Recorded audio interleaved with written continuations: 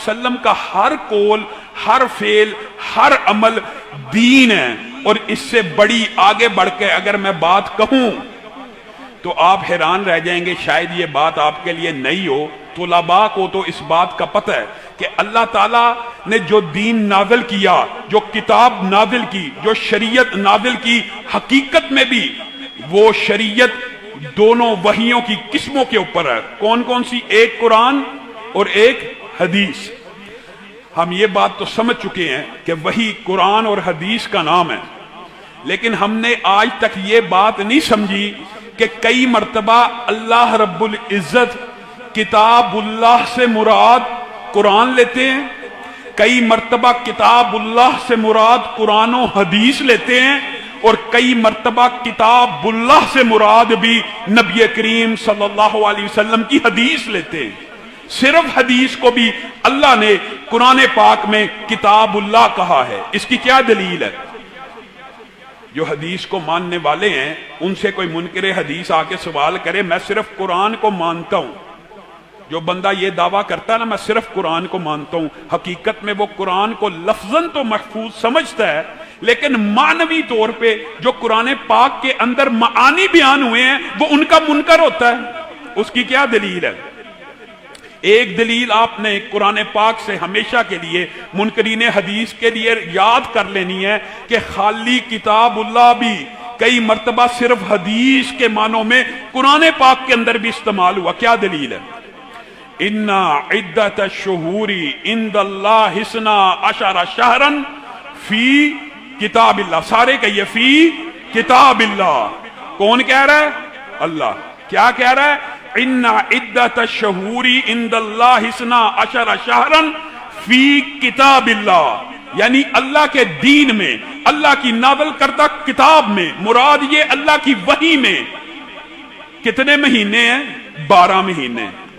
اگر منکر حدیث کے استدلال کو درست سمجھ لیا جائے اور کتاب اللہ سے مراد صرف قرآن لیا جائے تو اس آیت کا ترجمہ کوئی منکر حدیث اٹھ کے کر کے دکھا دے۔ اللہ کہہ رہا ہے کہ اللہ کے ہاں گنتی مہینوں کی کتنی ہے؟ 12۔ کہاں پہ ہے؟ فی کتاب اللہ۔ اٹھائیے پورا قرآن پاک، قرآن پاک میں سے 12 مہینے گنتی کے آپ نکال کر دکھا دیجئے۔ اللہ تو کہہ رہا ہے کہ فی کتاب اللہ، یہ 12 مہینے اللہ کی کتاب میں موجود ہیں، یعنی اللہ کے دین اور شریعت اور وحی میں موجود ہیں۔ اگر کتاب اللہ سے مراد صرف قرآن ہے، جو منکر حدیث نے مجھے اور آپ کو مغالطہ ڈالا، آج الہاد کا، سیکولرزم کا، لبرلزم کا سارے کا سارا فلسفہ انکار حدیث کے اوپر کھڑا ہے، یہ مغالطہ کس نے ڈال دیا ہے؟ اٹھائیے، اگر مراد صرف قرآن ہے، آپ میں سے کئی حافظ بیٹھے ہیں، کئی قاری بیٹھے ہیں، جائیے اٹھائیے پورا قرآن پاک 12 مہینے گنتی کے قرآن پاک سے نکال دیجئے، دکھا دیجئے۔ رمضان کا ذکر مل جائے گا، ذی الحجہ کا ذکر مل جائے گا، باقی 10 مہینوں کا ذکر کہاں سے ملے گا؟ حدیث سے ملے گا۔ اگر کتاب اللہ سے مراد دین کے مجموعے کو، وحی کی ساری اقسام کو مانیں گے، آپ کو یہ 12 مہینے مل جائیں گے۔ کہاں سے؟ کتاب اللہ سے۔ بات سمجھ آ رہی ہے؟ اگر حدیث کو اس قرآن کے ساتھ ملائیں گے تو 12 کے 12 مہینے مل جائیں گے۔ کیا معاذ اللہ قرآن پاک میں نعوذ باللہ ثم نعوذ باللہ غلط بیان نہیں کر رہا ہے کہ ان عدت الشہور عند اللہ اثنا عشر شہرا فی کتاب اللہ؟ اللہ کہہ رہا ہے کتاب اللہ میں 12 مہینے موجود ہیں، قرآن پاک میں موجود نہیں ہیں۔ حدیث کو ملائیں گے، آپ کو، مجھے، ہر طالب علم کو یہ 12 مہینے مل جائیں گے۔ جب کسی منکر حدیث کے سامنے آپ یہ آیت رکھیں گے نا، آپ اس سے کہیں گے یہ 12 مہینے آپ ہمیں قرآن پاک سے نکال کے دکھائیے، وہ آگے سے بڑا شرمندہ سا ہو کے، بڑا منہ بنا کے کہے گا قرآن پاک میں تو 12 مہینوں کا ذکر صرف لفظاً موجود ہے کہ مہینے 12 ہیں، ان کے نام ہمیں کہاں سے مل جائیں گے؟ تاریخ سے مل جائیں گے۔ یہ کیسا بدبخت فلسفہ ہے جو تاریخ کے اوپر ایمان لے کے آتا ہے اور حدیث کا انکار کر دیتا ہے۔ غامدی صاحب اس آیت کا ترجمہ کر کے دکھائیے کہ کتاب اللہ میں 12 مہینے موجود ہیں، آپ لوگوں کو کہتے ہیں تاریخ سے مل جائیں گے۔ دین تاریخ سے لے لو، حدیث سے نہ لو. یہ کیسا مغالطہ ہے, یہ کیسی عقل کو ٹھوکر لگی ہوئی ہے. دین کا امر طریق سے لے لیا جائے لیکن حدیث کو چھوڑ دیا جائے. معاذ اللہ. ایک دلیل قرآن پاک سے آپ کے سامنے رکھی, آپ نے اس کو یاد کر لینا. دوسری دلیل حدیث سے آپ کے سامنے رکھتا ہوں. نبی کریم صلی اللہ علیہ وسلم کے پاس ایک وفد آیا. او بھائیو, دین ہے ہی کتاب و سنت کا نام, دین ہے ہی قرآن و سنت کا نام. یہ جو فلسفہ ہے نا, میں صرف قرآن کو مانتا ہوں, یہ قرآن اس کے اوپر نازل ہوا, نبی محترم نے بتایا یہ قرآن ہے, تو تو نے اور میں نے قرآن مانا. قرآن تیرے اور میرے اوپر نازل ہی نہیں ہوا. حدیث کے بغیر تو ثابت کر دے یہ کلام اللہ, یہ کتاب اللہ, یہ قرآن اللہ کی طرف سے نازل ہوا. تو محتاج ہے حدیث کا. کیا کہے گا؟ نبی کریم نے کہا تھا یہ قرآن ہے اس لیے مانتے ہیں. قرآن کو بھی براہ راست آپ اور میں مان ہی نہیں سکتے حدیث کے بغیر. دلیل کیا ہے؟ پہلی وحی کون سی نازل ہوئی؟ اقرا. سارے کہیے کون سی نازل ہوئی؟ اقرا. نبی کریم نے کہا اس کو کہاں رکھنا ہے؟ 30ویں پارے میں. یہ تو مان لیا سورت فاتحہ سے قرآن کی ابتدا ہوگی, یہ مان لیا. بقرہ, آل عمران, نساء, مائدہ اس ترتیب سے آئیں گی, یہ مان لیا. افتؤمنون ببعض الکتاب وتکفرون ببعض. کیا تو دین کی بعض باتوں کے اوپر ایمان لاتا ہے اور بعض کو چھوڑ دیتا ہے؟ تیرے اوپر قرآن نازل ہوا ہے. بڑی عام فہم بات ہے. اللہ کیا کہہ رہا ہے؟ وَأَنزَلْنَا إِلَيْكَ الذِّكْرَ. آپ صلی اللہ علیہ وسلم کے اوپر قرآن نازل ہوا لِتُبَيِّنَ لِلنَّاسِ مَا نُزِّلَ إِلَيْهِمْ, تاکہ رسول اللہ بیان کریں اللہ نے کیا نازل کیا. کون بیان کرے؟ رسول اللہ. جب ان کو کہا جاتا ہے نا نماز کی جزیات, زکوٰۃ کی جزیات, یہ کہاں سے ملیں گی؟ ان کے پاس کوئی جواب نہیں. کہاں سے ملیں گی؟ حدیث سے ملیں گی. ایک دلیل کہ کتاب اللہ کبھی مجرد حدیث کو کہتے ہیں, یہ قرآن پاک میں آپ کو حوالہ دیا, اور اگر آپ یہ آیت گھر جا کے پڑھیں گے نا, اس کے آگے اور بھی بڑی ایک عمدہ آیت ہے, منہا اربعۃ حرم. سبحان اللہ. اللہ کہہ رہا ہے ان 12 میں سے 4 مہینے حرمت والے ہیں. اب ان حرمت کے 4 مہینوں کا ذکر قرآن پاک میں کہاں ہے؟ اللہ تو کہہ رہا ہے 4 مہینے حرمت والے کتاب اللہ میں موجود ہیں. اگر حدیث کو کتاب اللہ مانو گے تو تمہیں یہ 4 مہینے بھی مل جائیں گے, ورنہ نہیں مل سکتے. جائیے گامدی کے پیچھے لگ جائیے, ساری قرآن کو اٹھا لیں گے, آپ کو یہ 4 مہینے نہیں مل سکتے. حدیث کو مان لیں گے, ایمان لے آئیں گے, وحی کے اوپر یقین رکھ لیں گے. ہمارا ایمان کا بنیادی جز ہی یہ ہے کہ رسول اللہ نے ہمیں جو کہا ہم نے مان لیا. نہ رب کو دیکھا, رب کو دیکھا ہے نہیں دیکھا. نبی کریم نے صفات بیان کی, مان لیا. نبی کریم نے کہا یہ قرآن ہے, مان لیا. ایک مثال حدیث سے سمجھیے. نبی کریم کے پاس ایک قافلہ آیا اور آ کے کیا کہتا ہے؟ اقضی بیننا بکتاب اللہ. سبحان اللہ. کیا کہتا ہے؟ اقضی بیننا بکتاب اللہ. اے اللہ کے رسول ہمارے درمیان فیصلہ کیجئے. کہاں سے؟ کتاب اللہ سے. رسول اللہ صلی اللہ علیہ وسلم نے اگر صرف کہتے ٹھیک ہے میں آپ کا فیصلہ کتاب اللہ سے جاری کرتا ہوں, رسول اللہ سے زیادہ سچی بات کسی کی ہے؟ رسول اللہ مجھے اور آپ کو سمجھا کر گئے ہیں, سمجھ نہیں آئی. منکرین حدیث کے وسوسوں نے, واہموں نے, ان شیطانی ہتھ کنڈوں نے دماغ کو الجھا دیا. رسول اللہ نے اس الجھن کو دور کرنے کے لیے تیرے اور میرے لیے کیا کہا؟ والذی نفسی بیدہ, والذی نفسی بیدہ, قسم ہے اس ذات کی جس کے ہاتھ میں میں محمد صلی اللہ علیہ وسلم کی جان ہے. رسول اللہ کو قسم کھانا ضروری تھا؟ نہیں تھا, لیکن سمجھانا مقصود تھا تاکہ کل کو ایک بندہ مسند کے اوپر بیٹھ کے کہے میں صرف قرآن کو مانتا ہوں, صرف قرآن کو مانتا ہوں. تو حدیث اس لیے آئی کہ رسول اللہ کے فرمان ہمیں یاد ہوں کہ یہ بندہ گمراہ ہے, یہ بندہ گمراہ ہے. جب بھی تم کوئی ایسا بندہ دیکھ لو, یہ حدیث رسول ہے کہ جو کہ میں صرف قرآن کو مانتا ہوں, قرآن اس پہ نازل نہیں ہوا.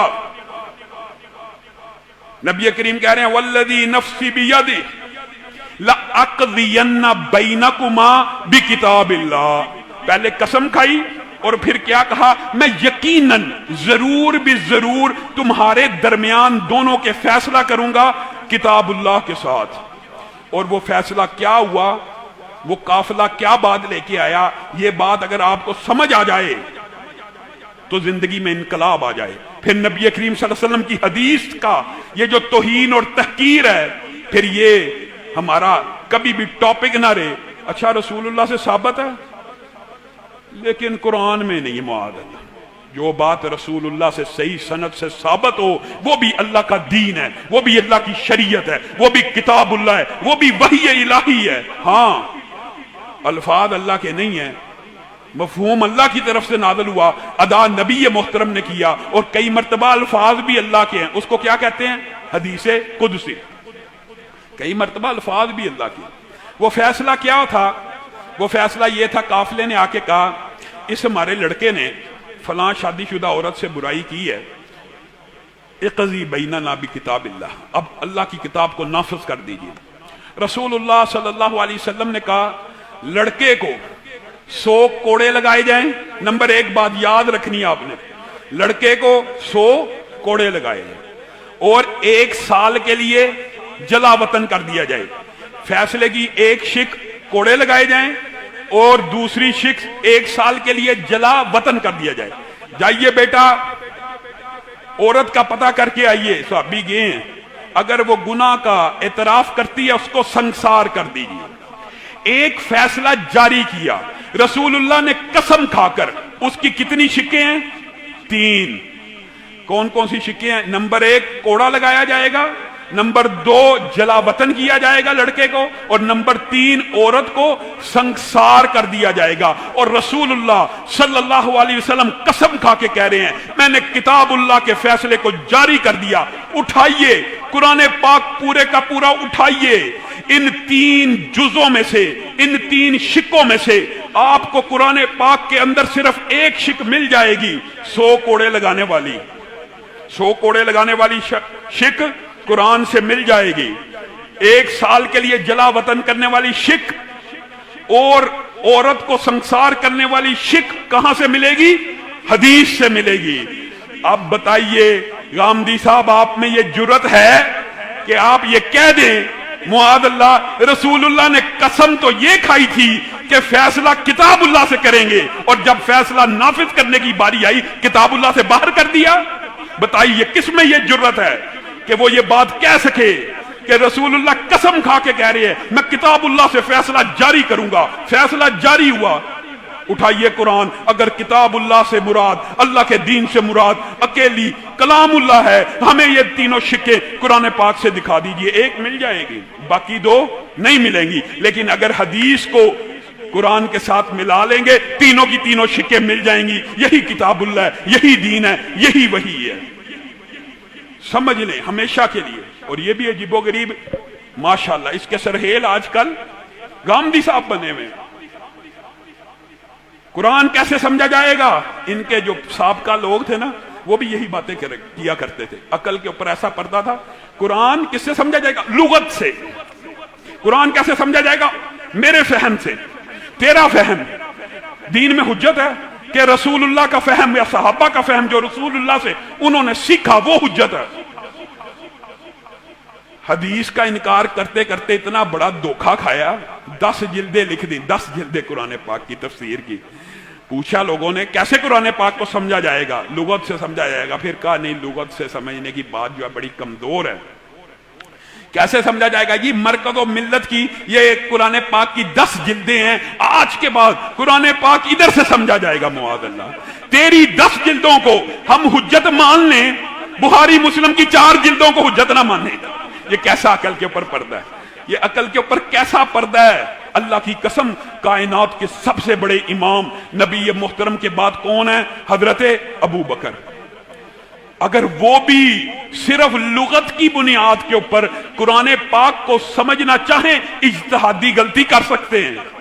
और ये बात मैं अपनी तरफ से नहीं कह रहा, सहाबा भी अगर कुरान पाक को बराह रास्त सिर्फ लुगत की बुनियाद के ऊपर समझना चाहेंगे, ठोकर लगने का इम्कान मौजूद है, इज्तिहादी खता का इम्कान मौजूद है, और मिसालें भी मौजूद है।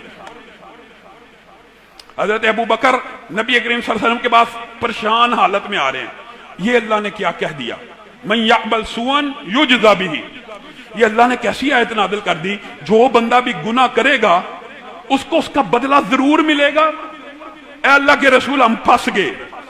नबी करीम सल्लल्लाहु अलैहि वसल्लम ने कहा, अबू बकर आपने ये कुरान की आयत को क्या समझा?